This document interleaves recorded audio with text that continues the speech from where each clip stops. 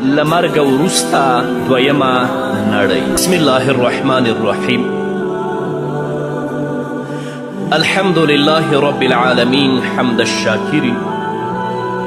الصلاة والسلام على سيد الأنبياء والمرسلين سيدنا ونبينا وشفيعنا ومولانا محمد وعلى آله وأصحابه الطيبين الطاهرين. قدرمنو اوریدونکو د ژوند د لارې د خپرونې مینوالو، السلام علیکم ورحمت الله وبرکاتو. ستاسو روغتیا او خوشحالي د پاک رب نه غواړم په دې هیله چې د صحت او عافیت جامې پر تن ولرئ او خوشحالي مو په برخه وي. دا دی زه محمد یاسین فهیم د ژوند د لارې د خپرونې په وړاندې کولو کې ستاسو په خدمت کې. زموږ د نن ورځې د خپرونې موضوع بیا هم له مرګه وروسته دویمه نړۍ. قدرمنو اوریدونکو، د قیامت اطلاق پر دوه شیانو کیږي. یو هغه چې زموږ مخې ته ډیر واقع کیږي او موږ یې وینو لکه مرګ، او دویم هغه چې یو ځل به واقع کیږي، ټول مخلوق به د هغې له امله بیهوشه کیږي. نو قیامتونه دوه دي، یو کوچنی او وړوکی قیامت، دویم لوی قیامت. کوچنی قیامت یا وړوکی قیامت دا خاص قیامت دی. کله چې بنده مړ شه او په هغه باندې مرګ راغی نو د هغه قیامت قائم شه. لکه چې حضرت مغیره بن شعبه رضی الله تعالی عنه فرمای، دا خلک وایي چې قیامت دی خو قیامت د هر چا د هغه مرګ. دویم لوی قیامت، دا عام قیامت دی چې په دې سره به له ځمکې څخه ژوند ختمیږي او بیا به بیرته الله رب العزت مخلوقات د سزا او حساب لپاره راژوندي کیږي او پر هغوی به یا د جنت او یا د دوزخ فیصله کیږي. الله رب العزت دا دواړه قیامتونه په خپل کلام کې یاد کړي. الله فرمایي ثم اماته فاقبره ثم اذا شاء انشره. بیا یې الله رب العزت مړ کړي نو قبر ته یې داخل کړي، او بیا چې کله د الله رب العزت خوښه شي نو بیرته به یې راپاڅوي. له اماته څخه وړوکی قیامت مراد دی او له انشره څخه لوی قیامت مراد دی. موږ به انشاءالله لومړی له وړوکي او له کوچني قیامت څخه خبرې پیل کړو، یعنې له مرګ څخه. د دې نه به وروسته د لوی قیامت په اړه تاسو ته معلومات درکول کیږي.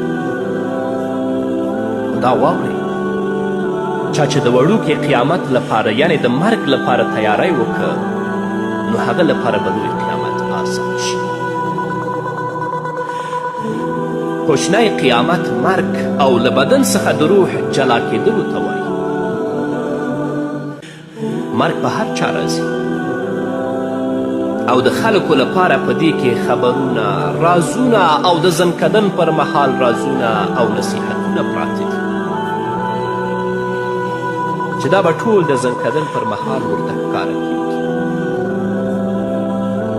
د کوچني قیامت پر مهال به د خلکو څه حالت وي، د زنکدن والا کیسې څه، د خاتمې د ښه والي او بدوالي څه نښې دي، د روح څه حقیقت دی. دا به انشاءالله تاسو ته ټول په تفصیل سره په دې خپرونو کې بیانېږي. علما لیکي چې حضرت داود علیه الصلاة والسلام سره یو وزیر و چې هغه وزیر ډیر زیرکه او هوښیار او لوی شان. کله چې داود علیه الصلاة والسلام وفات شه نو تر هغه وروسته د هغه له زوی حضرت سلیمان علیه الصلاة والسلام سره کس وزیر شه. یوه ورځ سلیمان علیه السلام د څاښت پر مهال په خپل ځای کې له خپل وزیر سره ناست نو یو کس راننوت، سلام یې واچوه او له سلیمان علیه السلام سره یې په خبرو اترو پیل وکړ. خو د خبرو په منځ کې به دغه وزیر ته وران کتل. هغه وزیر ترې وویرېد. کله چې هغه سړی د سلیمان علیه السلام له مجلسه ووت نو دې وزیر له سلیمان علیه السلام څخه پوښتنه وکړه چې دا سړی څوک و؟ قسم په الله چې زه خو یې سخت وویرولم. نو سلیمان علیه السلام ورته وفرمیل دا ملک الموت دی، اسرائیل دی، د سړي په شکل کې ځان جوړوي او زما خواته راځي.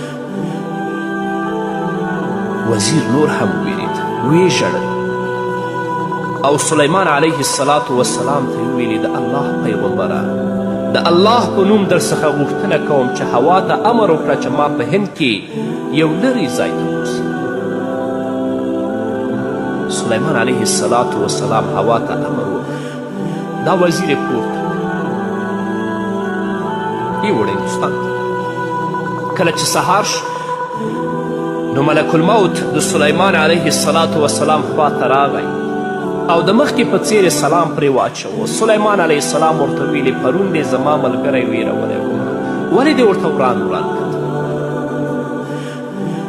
ملک الموت ویلې د الله پیغمبره، زه د څاښت پر مهال ستا خواته راغلم او ما ته الله تعالی امر کړی و چې د دې بنده روح په هند کې تر ماسپښین وروسته واخلم. نو زه هم حیران شوم چې دا خو اوس ستا خواته ناست دی، زه څنګه د دې روح په هند کې واخلم؟ سلیمان علیه السلام ورته وفرمیل بیا دې څه وکړه؟ ملک الموت ورته وفرمیل زه هماغه ځای ته لاړم چې ما ته الله تعالی په هغه ځای کې د دغه بنده د روح اخیستلو امر کړی و. چې کله هلته لاړم نو دا بنده مې هلته ولید چې زما انتظار یې کوه او هلته مې ترې روح واخیست. دا مرګ دی. مرګ ډیره لویه ننګونه ده چې الله رب العزت خلکو ته ورکړي. الله رب العزت په سورة جمعه کې 8 آیت کې فرمایي قل إن الموت الذي تفرون منه فإنه ملاقيكم ثم تردون إلى عالم الغيب والشهادة فينبئكم بما كنتم تعملون. ته ورته ووایه بېشکه هغه مرګ چې تاسې ترې تښتئ له تاسې سره مخامخ کیدونکی دی او بیا به تاسې هغه ذات ته ورګرځولی شئ چې پر غیبو او ښکاره پوهېدونکی دی. نو تاسې ته به د هغه عملونو خبر درکوي چې تاسې کوئ. پاچایان، امیران، ملازمان او وزیران، عزتمن او ذلیلان، مالدار او غریبان، بلکه لوی ملائک، پیریان او شیطانان، حیوانات او مرغان، ټول د دې الهي ننګونې په مخ کې عاجز او کمزوري دي. الله رب العزت په سورة آل عمران کې 168 آیت کې فرمایي قل فادرؤوا عن انفسكم الموت ان كنتم صادقین. ورته ووایه له خپلو ځانونو څخه مرګ دفع کړئ که تاسې رښتیني یاست او صاحب قدرت یاست. همدارنګه الله رب العزت په سورة نساء کې 88 آیت کې فرمایي اینما تکونوا یدرککم الموت ولو کنتم فی بروج مشیدة. هر ځای کې چې تاسې یاستئ نو مرګ به تاسو راګیروي که څه هم تاسې په مضبوطو قلعهګانو کې یاستئ. لښکرې څه شوې؟ پاچایي څه شوه؟ مشري څه شوه؟ کسراګان څه شو؟ قیصران څه شو؟ لیډران او قمندانان څه شول؟ تاجران او سوداګر څه شول؟ بلکې ډاکټران څه شول چې د خلکو علاج وکړي؟ نو مرګ د نړۍ تر ټولو وروستنۍ دروازه ده چې مرګ در باندې راغی بس همدا ستا قیامت دی او په تا باندې قیامت قایم شو. د زنکدن حالت د زنکدن حالات او د روح وتل دا ډیر نااشنا کار دی چې دا په ټولو مخلوقاتو راځي. کم یو ژوند داسې نشته چې هغه بلکل پاک وي او مرګ نه وي خبر کړی. کومه پښه داسې ده چې منډه وهي او مرګ نه وي ښویولی. آیا مرګ پلاران او نیکونه نه دي اخیستی؟ او آیا دوستان یې نه دي لوټ کړي؟ آیا دوستي یې نه ده پرې کړې؟ آیا ښځې نه دي کونډې شوي؟ بچیان نه دي یتیمان شوي؟ نو د زنکدن او د روح د وتلو پر مهال د خلکو ډیرې نااشنا کیسې دي. زه غواړم چې څه ناڅه تاسو ته بیان کړم. لومړی زموږ او ستاسو د پیغمبر د محمد رسول الله صلی الله علیه وسلم مړینه. کله چې محمد رسول الله صلی الله علیه وسلم له حجة الوداع څخه ستون شي نو ناروغي یې ورځ په ورځ سختېده. رسول الله صلی الله علیه وسلم به چې خبرې کولې او نظر به یې کوه نو داسې وه لکه چې دی کور ته رخصت ورکوي او پرېږدي. کله چې په نبي کریم صلی الله علیه وسلم باندې تبه سخته شوه او یقین یې راغی چې بل کور ته نقل کیږي، اراده یې وکړه چې خلک رخصت کړي. نو نبي کریم صلی الله علیه وسلم په خپل سر باندې پټۍ ولګوله. بیا یې فضل ابن عباس ته وویلې چې جومات کې خلک راټول کړي. هغه خلک راټول کړي. نو نبي کریم صلی الله علیه وسلم پر فضل باندې تکیه ولګوله تر دې چې منبر ته وخوت. بیا د الله رب العزت حمد او ثنا وویله. ویې فرمیل ای خلکو ما ته ستاسې له منځ نه تلل رانږدې شوي دي او تاسې به ما هیڅکله په دې ځای کې بیا ونه وینئ. خبردار که زما له طرفه په چا باندې زیاتی شوی وي نو دا زما شا ده، را دې شي زما نه دې خپله بدله واخلي. کله چا نه مې مال اخیستی وي نو دا زما مال دی ترې وانخلي. که د چا عزت ته مې بدې ردې ویلي وي نو دا زما عزت دی، بدله دې ترې واخلي. هیڅوک دې دا نه وایي چې زه له کینې نه ویریږم، ځکه چې کینه او غصه زما له شان او اخلاقو سره نه ښایي. او په تاسې کې ما ته ډېر خوښ هغه دی چې خپل حق واخلي، که پر ما یې وي او یا یې راته حلال کړي چې زه الله تعالی ته په داسې حال کې مخامخ شم چې د هیچا ظلم را سره نه وي. بیا محمد رسول الله صلی الله علیه وسلم له منبر څخه راکوز شه او خپل مبارک کور ته ولاړ. له دې چې وروسته څه کیږي دا به واورو. قدرمنو اوریدونکو بیا هم زموږ سلامونه ومنئ. د نبي کریم صلی الله علیه وسلم تبه به ورځ تر بلې ډېرېدله، خو رسول الله به په ځان تېروه او خلکو ته به د امامتي لپاره راووت. تر دې چې خپلو ملګرو ته یې د جمعې په ورځ د ماښام د لمانځه امامتي وکړه او بیرته کور ته ننوت. نو ناروغي یې سخته شوه. هغوی نبی کریم صلی الله علیه وسلم لپاره بستره تیاره کړه. نبی کریم صلی الله علیه وسلم په بسترې ولید. تبې د محمد رسول الله په مبارک بدن باندې داغونه جوړ کړه. خلک د ماسخوتن د مانځه لپاره راټول شو. د خپل امام محمد صلی الله علیه وسلم انتظار یې کوه چې هغه به راوځي او دوی ته به امامتي کوي. خو ناروغي او تبې محمد رسول الله ضعیفه کړی و. غوښتل یې چې له بسترې پاڅېږي خو وس یې ونه شي. نو ناوخته شه. ځینې خلکو غږونه وکړل چې لمونځ لمونځ. محمد رسول الله یې غږ واورېد. نو هغو خلکو ته یې وکتل چې خواته یې ناست ورته یې وویلې آیا خلکو لمونځ کړی دی؟ هغو خلکو ورته وفرمیل نه، هغوی ستا په انتظار ناست دي.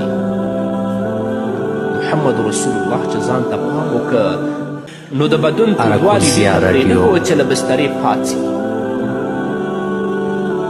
نو نبي کریم صلی الله علیه وسلم په یو غټه کاسه کې اوبه راوغوښتل.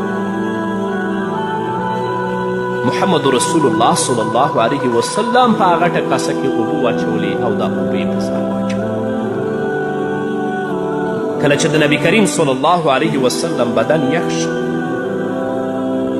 او لږ شان په تازګي پوه شه نو خلکو ته یې اشاره وکړه چې بس هغوی اوبه بندې کړه. کله چې لاسونه لګول چې پاڅي نو بیا په نبي کریم صلی الله علیه وسلم باندې بېهوشي راغله. لږ وخت بېهوش شه او بیا بیرته په هوش کې شه. نو لومړنۍ پوښتنه یې دا وکړه چې آیا خلکو لمونځ کړی دی؟ هغوی ورته وویلې نه ای د الله پیغمبره ستا په انتظار ناست. بیا یې ویلې چې په دې غټې کاسه کې یا په دې غټ خانک کې بیا ماته اوبه واچوه. پخپله محمد رسول الله غسل وکړه او هغوی ورباندې اوبه واچوه. کله چې په نبي کریم صلی الله علیه وسلم ډېرې اوبه واړولې نو محمد رسول الله ورته اشاره وکړه چې اوبه بس دي. بیا نبي کریم صلی الله علیه وسلم په خپلو لاسونو باندې تکیه ولګوله او د پاڅېدو هوډ یې وکړ. خو بیا هم محمد رسول الله بېهوشه شو او خپلو خپلوانو ورته کتل، زړونه یې پریشانه ول، له سترګو یې اوښکې روانې وې او نور خلک په جومات کې د محمد رسول الله په انتظار د وخت شیبې تېرولې او د هغه لیدو ته لیوال ځکه چې د هغوی امام و. د هغه له الله اکبر سره به الله اکبر ویل، له هغه سره به رکوع او سجده کوله او هغه بېهوشه پروت. چې لږ ساعت تیر شو نو بیا محمد رسول الله په هوش کې راغی، ویې ویل خلکو لمونځ کړی دی؟ هغه ورته ویلې نه ستا په انتظار کې دي. محمد رسول الله صلی الله علیه وسلم په خپل بدن کې فکر وکړه نو پوه شه چې ته بې کمزوری کړی. هو ناروغي د محمد رسول الله مبارک بدن کمزوری کړی و. هغه بدن چې د دین مرسته یې پرې کړې وه، د مخلوقاتو د رب لپاره یې پرې جهاد کړی و، د هغه د عبادت خوند یې پرې څکلی و، د ژوند سختي یې پرې تېره کړې وه. هغه بدن و چې په عبادت کې د ډېرو ودرېدو له امله یې پوندې وپړسېدې، سترګو به د الله له ویرې څخه جړل. هغه بدن و چې د الله په لار کې ورته عذابونه ورکړل شوي وه، له ولږې تندې سره مخ شوی و او جنګونه یې کړي. کله چې محمد رسول الله خپل حال او د هغه پر بدن د ناروغي قبضه ولیده نو هغوی ته یې وکتل او ورته ویلې ابوبکر ته امر وکړئ چې خلکو ته لمونځ ورکړي. بلال حبشي د لمانځه لپاره اقامت کوي. ابوبکر صدیق د محمد رسول الله په محراب کې مخکې کیږي او خلکو ته امامتي کوي. خو د ډېرې ژړا او غم له امله قرائت نه اوریدل کېده. د ماسخوتن لمونځ په دې طریقې سره ختم شو. بیا خلک د سهار لمانځه لپاره راټول شو نو هغه لمونځ هم ابوبکر ورکړ. د نورو لمنځونو لپاره هم خلک راټول شول نو بیا ډېرې ورځې ورته ابوبکر لمنځونه کول او محمد رسول الله خپله بستر کله چې د دوشنبې په ورځ د ماسپښین یا مازدیګر لمونځ شه نو محمد رسول الله په خپل ځان کې لږ ښه والی ولید. نو حضرت عباس او علي کرم الله وجهه یې راوبلل، ښي او چپ لوري ته پر هغوی ځان ټینګ که او جومات ته په داسې حال کې راووت چې پښو یې په ځمکه کرښې ویستلې. هغه پرده یې ختمه کړه چې د هغه د کور او جومات په منځ کې وه. د لمانځه اقامت شوی و او خلکو لمونځ کوه. محمد رسول الله صلی الله علیه وسلم خپل ملګري ولیدل چې په لمانځه کې صفونه جوړ کړي ول، مبارک مخونه او پاک بدنونه ول چې ډېر ځل محمد رسول الله دغه غوره خلکو ته لمونځ کړی. له هغه سره یې جهادونه کړي ول او له هغه سره یې ناسته پاسته کړې وه. څومره ډېرې شپې داسې وې چې محمد رسول الله پکې عبادت کړی و او دوی پکې هم عبادتونه کړي ول.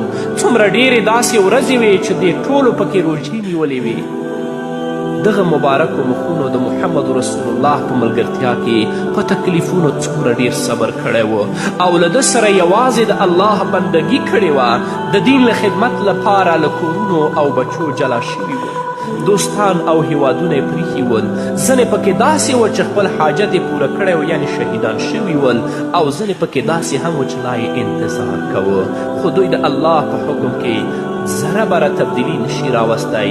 خو محمد رسول الله بیا هم نن ورځ پرېږدي او د هغه کور ته ترې داسې کور دی چې ډېر ځلې دا خلک د هغه اوسېدلو ته تشویق کړي دي. کله چې محمد رسول الله صلی الله علیه وسلم خپل ملګري په مانځه ولیدل نو خوشحاله او مسکی شي، ان تر دې چې مخې دومره ښایسته شوه لکه د سپوږمۍ ټوکړه. بیا یې پرده بیرته راواچوله او خپلې بسترې ته راستون شي. ملک الموت له آسمان څخه راکوز شه چې په ځمکه کې تر ټولو پاک او غوره پیدا شوی روح بیرته پورته کړي. د زنکدن سختیو د محمد رسول الله روح او بدن را پرځوه. ام المؤمنین حضرت عایشه صدیقه رضی الله تعالی عنها فرمایي ما محمد رسول الله وفرمایده چې کله وفات کېده نو خواته د اوبو پیاله ایښې وه، لاس به په اوبو کې ښکته که او بیا به پر مخ راښکه او ویل به لا اله الا الله. بېشکه چې د مرګ ډېرې سختۍ شته. فاطمې هم ژړل او ویل به یې ای د پلار غمه. محمد رسول الله ورته وکتل او ورته یې وویل تر نن ورځې وروسته ستا د پلار غمونه ختم شو. عایشه فرمایي ما شروع وکړه چې د محمد رسول الله پر مخ به مې لاس راښکه او د روغتیا غوښتنه به مې ورله کول. نو هغه وویل داسې نه بلکې زه د الله رب العزت نه لوړه ملګرتیا غواړم چې له جبرائیل، میکائیل او اسرافیل څخه. کله چې سا تنګه شوه او د مرګ سختۍ پرې ډېرې شوې نو د داسې خبرو په کولو یې پیل وکړ چې دنیا ته پرې رخصتي ورکړي. نو د هغو شیانو خبرې به یې کولې چې ډېره اړتیا به ورته وه او د شرک له صورتونو څخه به یې خلک منع کول او ویل به یې الله رب العزت دې پر یهودو او نصاراو لعنت وکړي چې د خپلو پیغمبرانو له قبرونو یې جوماتونه جوړ کړي دي، یعنې شرک کوي. محمد رسول الله صلی الله علیه وسلم آخري دا خبره وکړه چې د لمانځه پابندي کوئ او له هغو وینځو او مریانو سره احسان کوئ چې ستاسې په واک کې دي او له دې وروسته له محمد رسول الله صلی الله علیه وسلم څخه روح واخیستل شي. هو قدرمنو اوریدونکو، د انسانانو سردار او د متقیانو امام د مخلوقاتو رب ته ډېر خوښ مړ کیږي، خو هیڅوک داسې نشته چې د خپل حق غوښتنه ترې وکړي. چاته یې په یوه سخته خبره هم تکلیف نه دی ورکړی. مړ شو خو په حرام مال، غیبت او ګناهونو سره یې ځان خیرن کړی نه، بلکې د الله رب العزت لورې ته یې بلنه ورکړې، د هغه د بښنې امید یې ساتلی، په لمانځه او د الله په عبادت یې امر کړی او له شرک پرستي او بت پرستي څخه یې منع کړي. الله رب العزت د محمد رسول الله په صفت کې فرمایي په سورة توبه 123 آیت کې لقد جاءکم رسول من انفسکم عزیز علیه ما عنتم حریص علیکم بالمؤمنین رؤوف رحیم. بېشکه تاسې داسې پیغمبر راغلی چې ستاسې له جنس څخه دی، هغه څه پرې ګران لګیږي چې تاسې په مشقت کې اچوي، پر تاسې حرص کوي او په مؤمنانو شفقت کوونکی او مهربانه دی. نو قدرمنو اوریدونکو، چا چې د وړوکي قیامت لپاره تیاری وکړه نو لوی قیامت به ورته آسان شي. دا وه زموږ د نن ورځې خپرونه چې ستاسو درانه حضور ته وړاندې شوه. تر بلې خپرونې پورې چې زه بیا هم ستاسو درانه حضور ته راځم، تاسو ټول په لوی او بښونکي الله سپارم. پاتې ژوند مو نیکمرغه، ښاد، بریالي